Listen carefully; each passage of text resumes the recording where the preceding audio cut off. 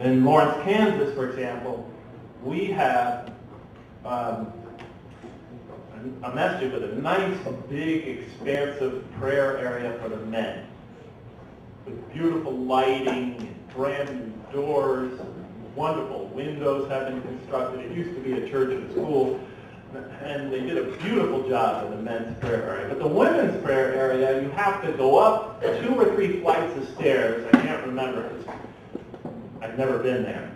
But you have to go up 2 or 3 flights of stairs and then down a hallway, I remember, and then through this little corridor and down this dark corridor. And then you finally come to the women's prayer area, which is small, dark, and poorly maintained, with lead paint, chipping from the walls, electrical outlets exposed.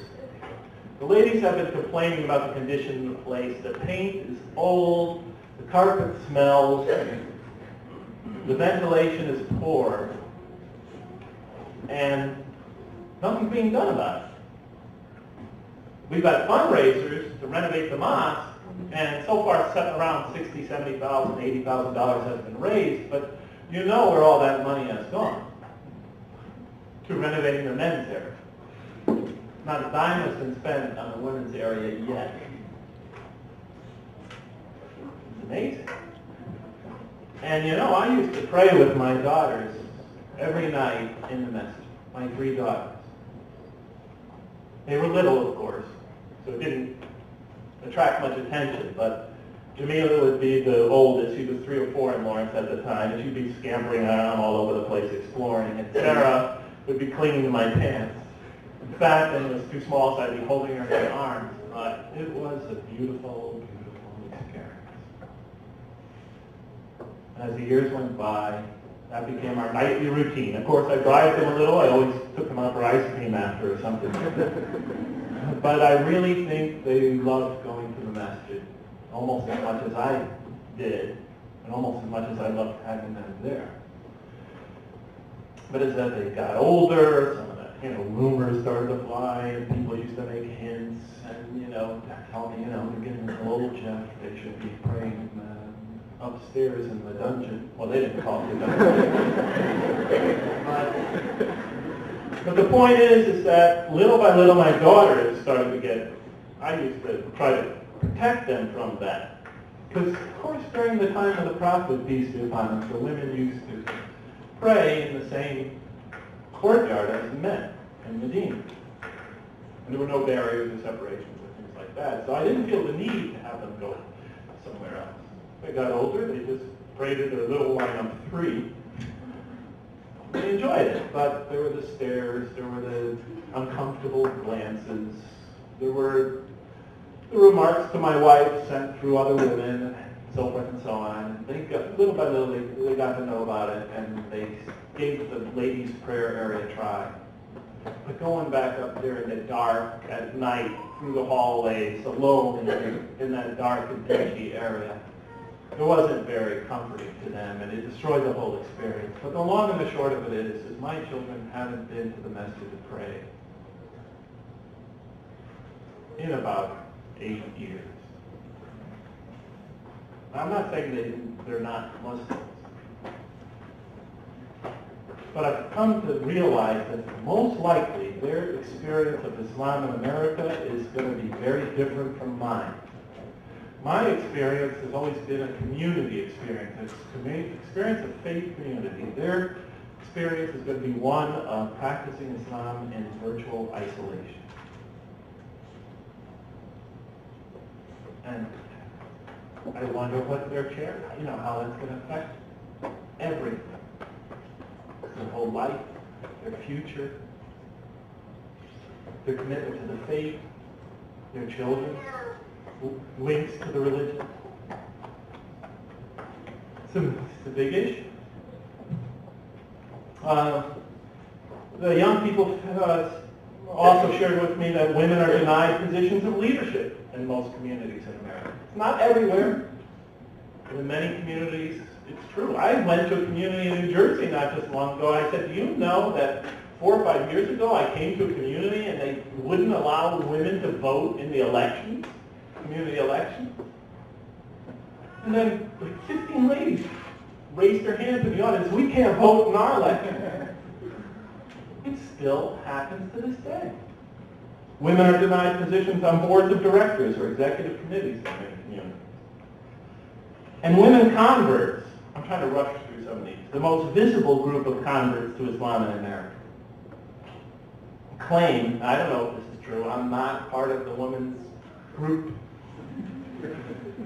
The most visible group of converts to Islam in America, and the women are much more tenacious in hanging on to this religion than their male counterparts. It's amazing. A friend of mine, Lynn Jones, wrote about that in her book, how they cling to this religion, many of them by their fingernails. But they claim, at least the ones that emailed me, that they are often ignored, derided, disrespected, marginalized, and disenfranchised in their communities. At least they feel they've been.